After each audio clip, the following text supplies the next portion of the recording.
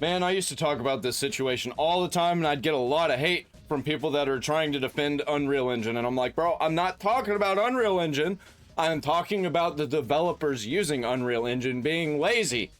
And that's the whole problem. I have no issues with Unreal Engine other than they have some weird censorship stuff where you kind of have to make a game that they want you to make or you're not allowed to do it. But let's check out what LegacyKillaHD is talking about. Unreal Engine 5 is killing games. Not exactly. I already know what he's gonna say. He doesn't actually mean that. This is kind of just clickbait. We all know what he means. Another unstable Unreal Engine 5 title. Why are we not optimizing these games properly and promoting the use of FrameGen and or upscaling to fix the issue rather than making it an accessible feature if needed? Corner cutting. That's the reason. Corner cutting. Being lazy. Laziness. Had a lot of fun and loved the story until now, but it's really badly optimized and has the usual Unreal Engine problems. The game is barely playable upon the release due to performance issues, poor optimization, which is sadly a standard now, random stutters, and frames per second drops down to single-digit levels, which can only be fixed by a restart. Frequent Unreal Engine 5 crashes followed by shaders compiling every time you launch the game. Absolutely terrible, just awful, a disaster. I can't tell if it's bad luck, overconfidence, or Unreal Engine's fault, but whatever it is, it's a mess. It's not Unreal Engine's fault, I'll tell you that. It might be Unreal Engine's fault if you want to say they make it too easy. They make it too easy for developers to cut corners. Get it among of stuttering, crashing, and terrible optimization, but it's okay because nostalgia. I have two problems with this game, otherwise it's a good game / remaster. One, Unreal Engine sucks, bad performance and crashes, even though my PC is better than the record. Yeah, it's not Unreal Engine. It's just the developers, man. I'm telling you, because I've played a lot of Unreal Engine games, even with the new Unreal Engine, and they're fine.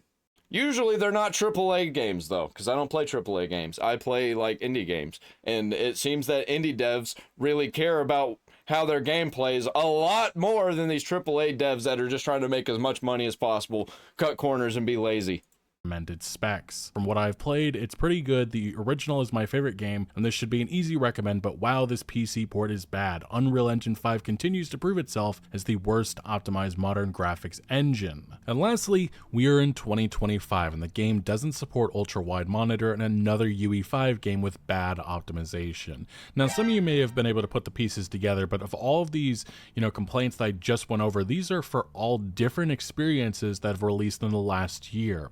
The big similarity between all these remarks is the fact that these were... I can kind of give it to Stalker 2, though, because that was a small team in the Ukraine while there was an active war happening. So, that's not exactly their fault. In Mind's Eye, that was just a disaster project. But these other games, yeah, there's no excuse. Well, this is a Chinese game, so there's kind of an excuse. But these other four, no excuse. Complaints all made of Unreal Engine 5 games. This has become a prevalent issue. I actually refunded Oblivion because of Unreal Engine 5, because of the issues that I was having. And I have a powerful PC. I spent more than $2,000 on this PC when I got it a couple years ago. It should be able to still run Oblivion just fine. But no. I mean, it did alright, it just didn't look good. And I could tell that it was doing the frame generation thing. This is something that a lot of people have been talking about the last number of months. It's the fact, is Unreal Engine 5 truly ruining modern gaming? And this is a lot more complicated than some people just like to make it out to be. It's not just, oh my god, Unreal Engine 5. Unreal Engine 5 being easy to use and easy to fuck up if you're cutting corners. That's probably what's doing it. But once again, I have to reiterate, it's the developers. Is totally unusable, because there are experiences, there are games that have been fully optimized and you haven't heard these complaints, although it does feel like it's almost a 50-50 shot at that. But specifically the game that's right now under fire and everybody is talking about Unreal Engine 5 once again is this last remark that we just went over, and this is Metal Gear Solid Delta. And specifically on the Steam page there's various remarks, various complaints about... Yeah, I'd rather just play the Kojima versions. I don't care about these new versions, these updated versions that don't have the Kojima soul in it anymore.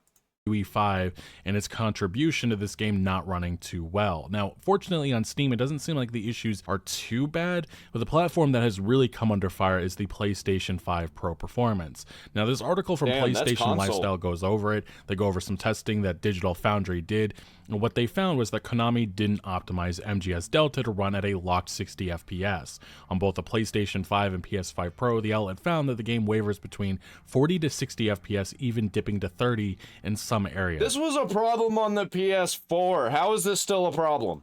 In my eyes, for a $70 experience, a premium game, that is unacceptable. But unfortunately, this is why I don't pay top price for games anymore. I don't pay more than $20.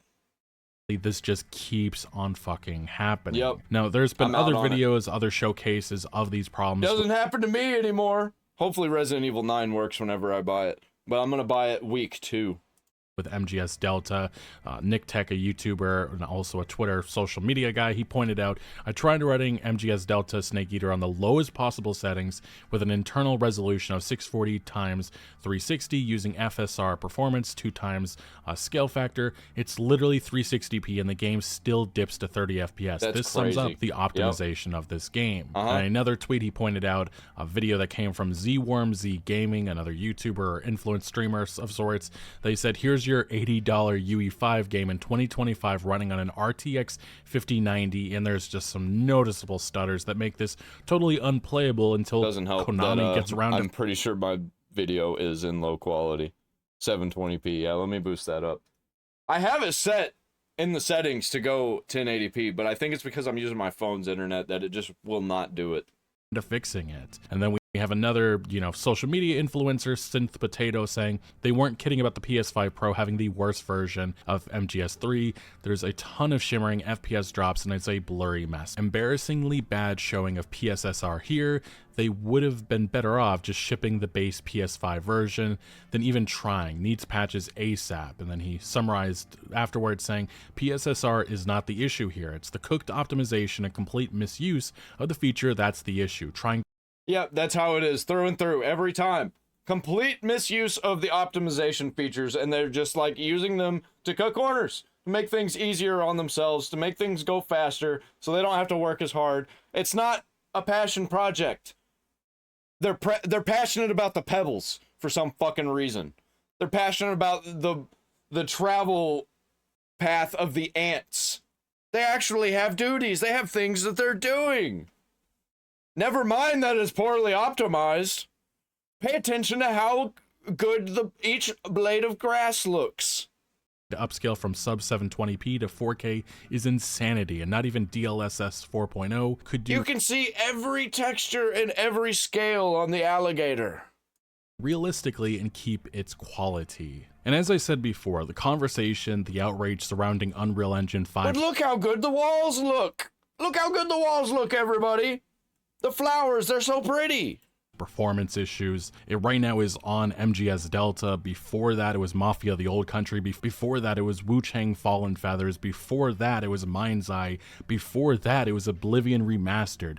This just keeps on happening. And it's not like this is a problem that's exclusive to this last year or so. I mean, towards the end of 2024, the uproar was over. Yeah, I think ever since COVID, it's just been getting worse.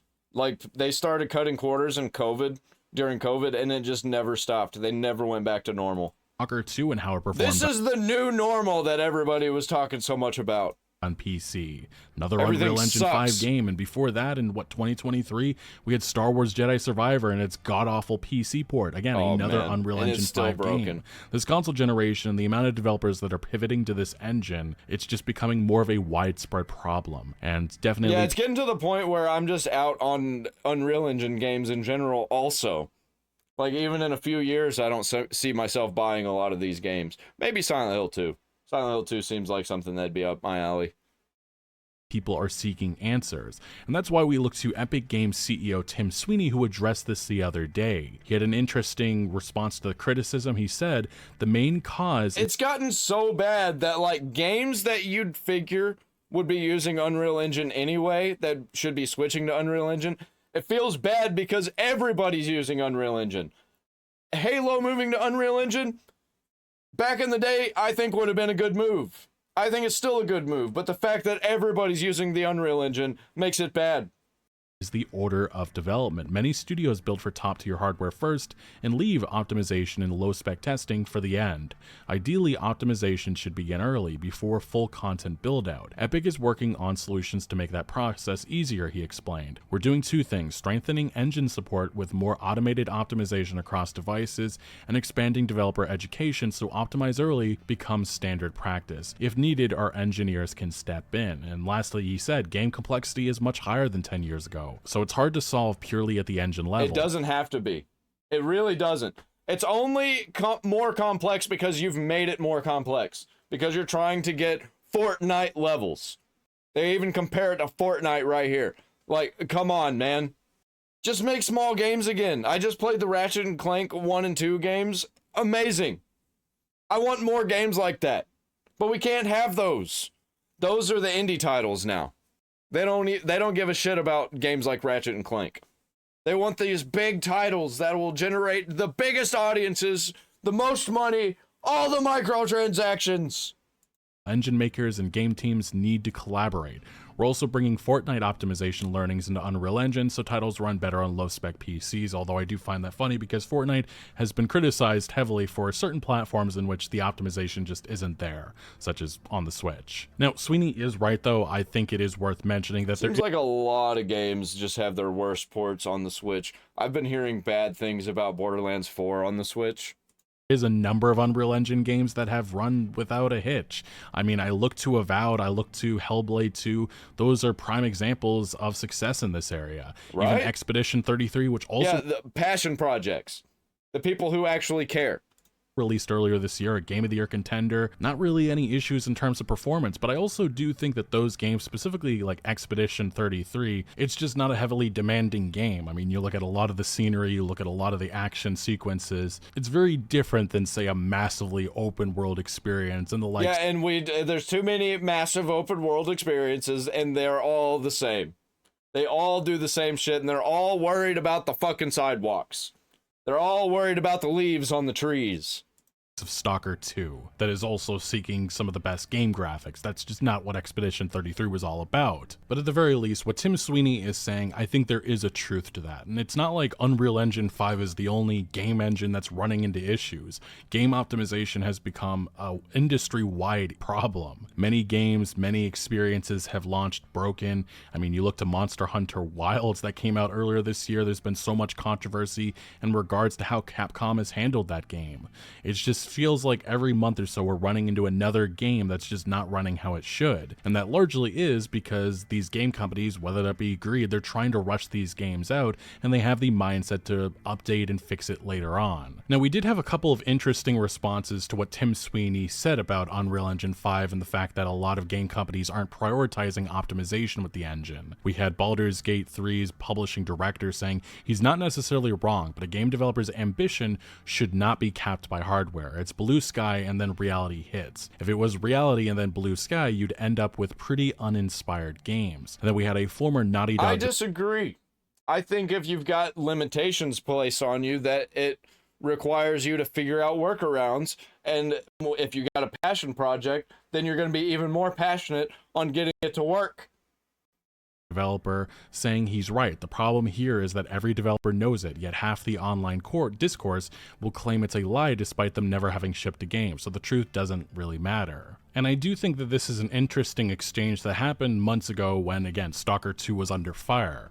Somebody saying, I was under the impression it's because UE5 is sold as a more complete toolkit that does all the work of lighting and shading for you, so devs are handing it to... They're just using tools because they're workarounds. It makes things easier, and it makes things worse because people are looking for workarounds to make things easier.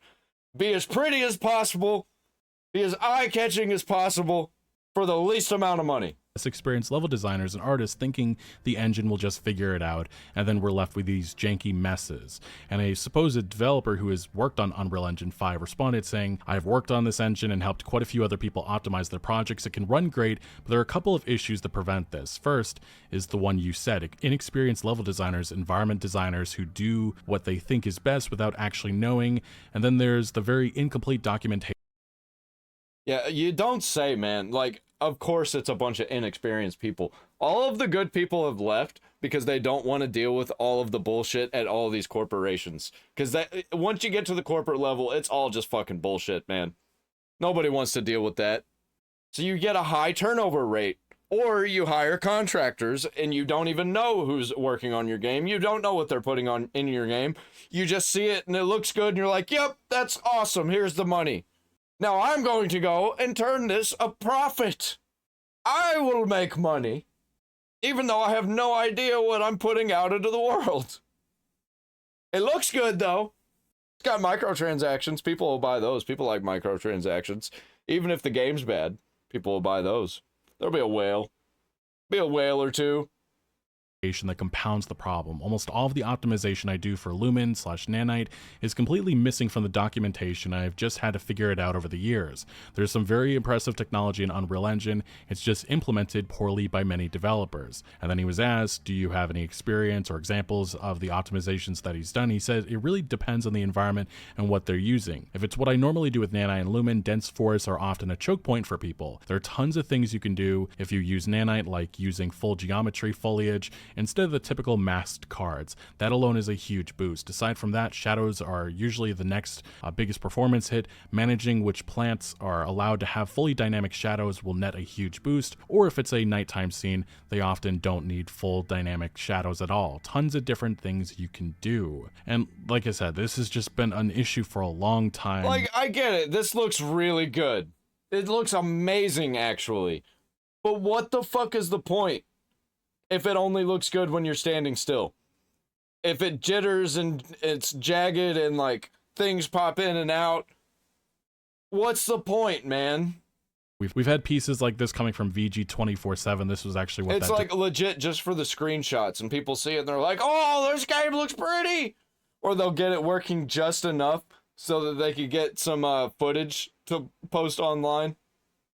Developer was responding to, it's time to admit it, Unreal Engine 5 has been kind of rubbish in most games so far, and I'm worried about bigger upcoming projects. And they pointed out that Stalker 2 has made me look back and realize that maybe it was a mistake to make Epic Games' Unreal Engine 5 become an industry standard for the next decade. And I really did want to highlight the last paragraph in this piece because it summarizes some of my concerns moving forward. As we look to the future with Unreal Engine 5 powered behemoths like the next Witcher, Mass Effect, and Star Wars Jedi entries looming. Oh man, I'm not looking forward to those games, but I am at the same time because I'm definitely going to make content about it. I haven't talked about The Witcher in a while because there hasn't really been any news, but oh, Mass Effect, it might be a disaster. It's going to make or break BioWare because the last thing that they made obviously was Dragon Age: The Veilguard, and boy was that stinky. It's having some issues right now. It just went free to play, and judging by the last Star Wars Jedi game, I'm not sure about this one either. Maybe it'll make a comeback, but there's a lot of Souls-like fatigue, so if it's mid, then people are going to be out on it. Nearer and nearer with each passing day, I can't help but be worried about the major studios that have ditched their own tech to rely on Epic Games' engine, which so far feels quite underwhelming in real use outside of wild tech demos and projects where tons of time and resources were allocated to work out its kinks.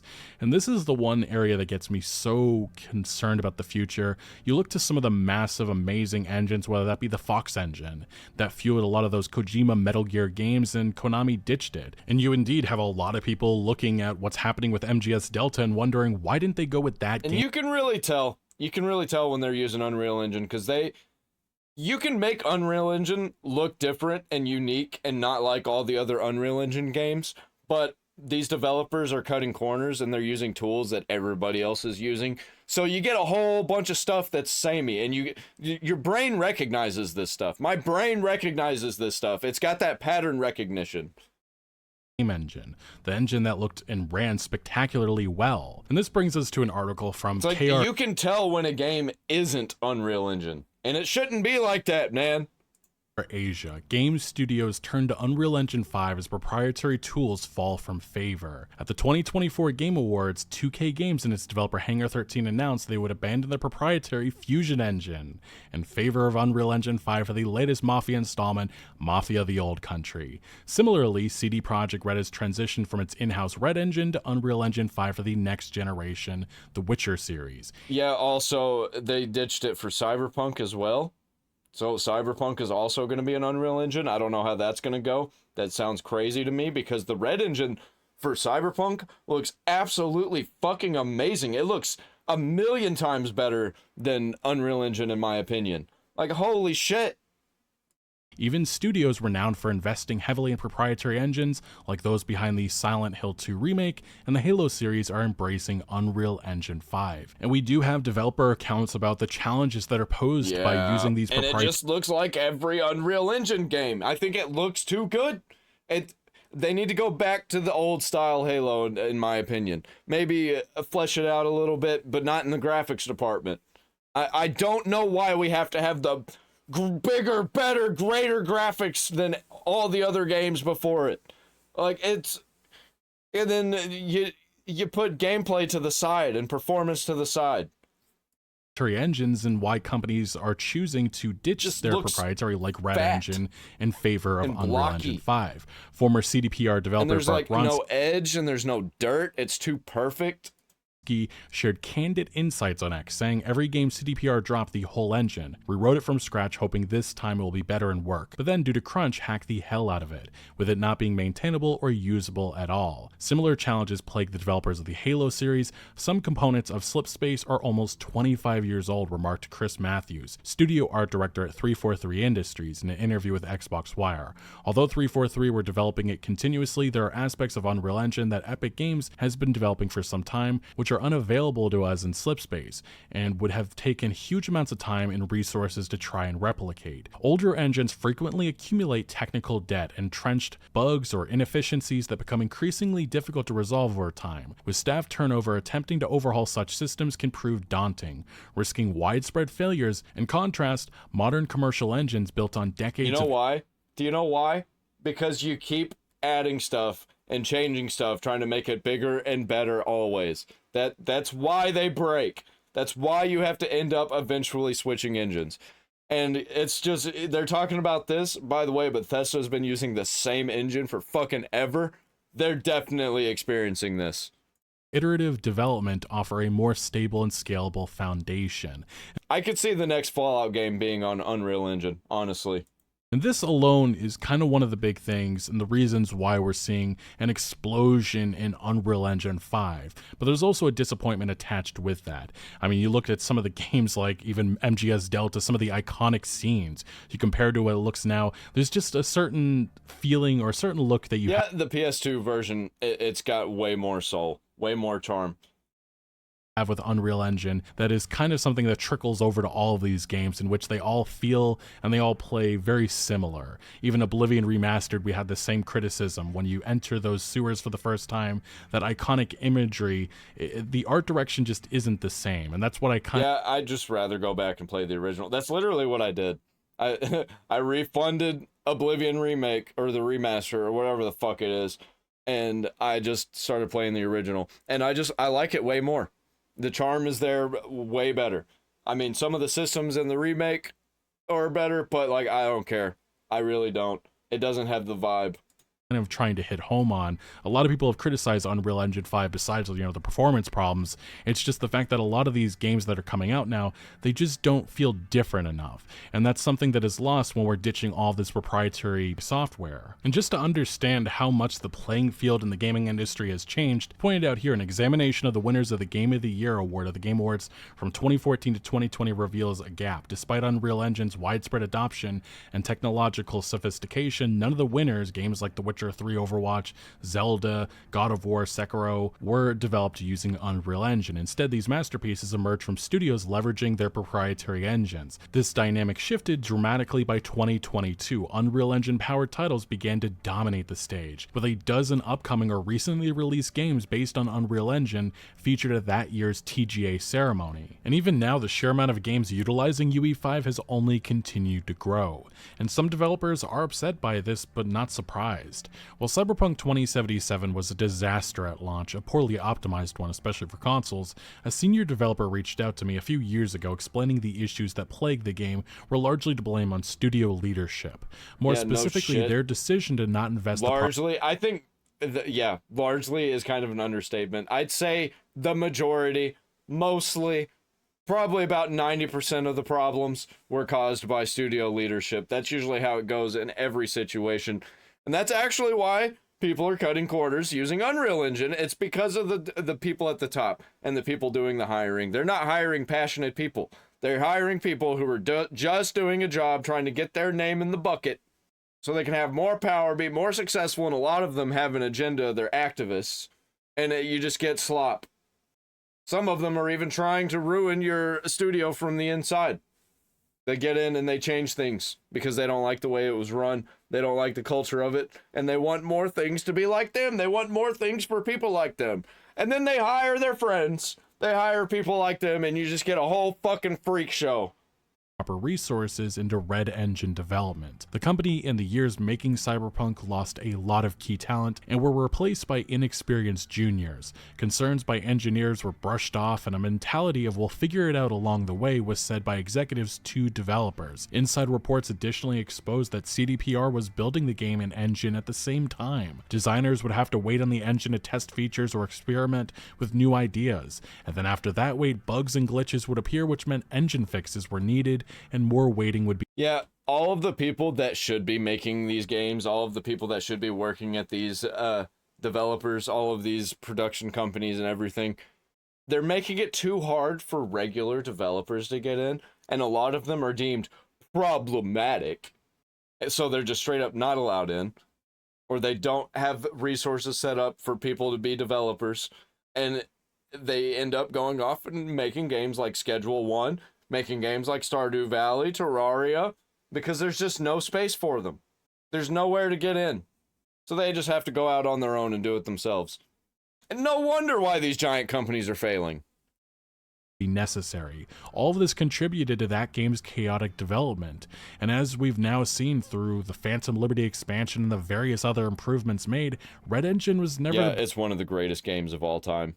And I think Red Engine, it's an L to get rid of it, to toss it aside. Blame. The game was just rushed out way too early. Yep. And now there's a sense of disappointment that that engine... Yeah, and now they're using Unreal Engine, so they're going to rush it out even more.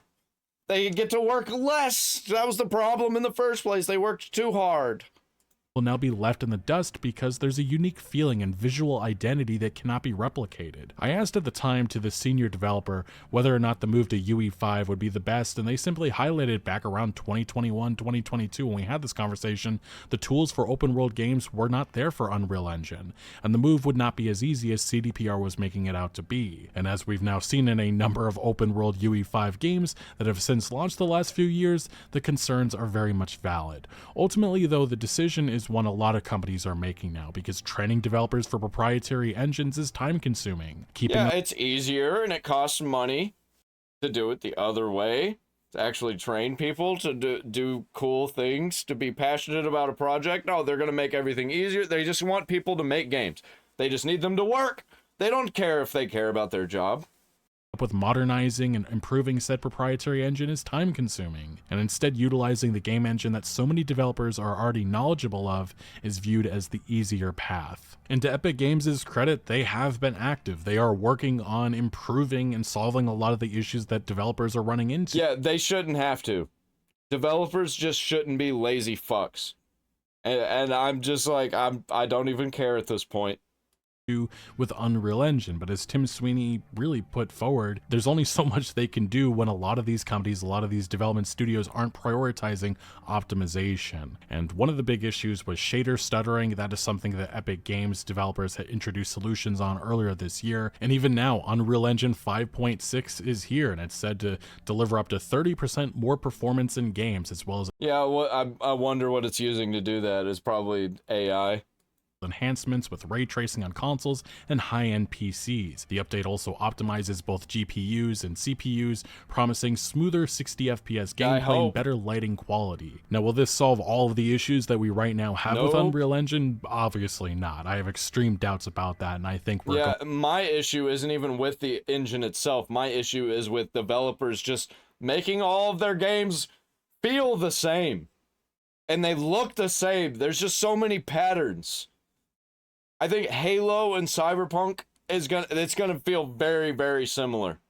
going to be waiting a while until even a lot of these companies are utilizing this latest update. But when you look at the landscape of this AAA games industry and the companies that have utilized the Unreal Engine, this isn't just like a recent issue. This has been something feels like it's been lasting all the way back to UE4, even UE3 days. It's just become more and more of a problem, especially as more and more companies are now utilizing the software. That's why when Tim Sweeney back in 2002, 2007, in that era, the PS2 era, really, even games that were on the same engine felt different, played different, looked different. Like, what happened? Literally, like, everybody, it seems like, got lazy. Except it's not really what happened. It's just that the actual real people that were making good games are making indie games now. There's a lot of the blame on other developers and their poor optimization efforts. I think there is a truth to that.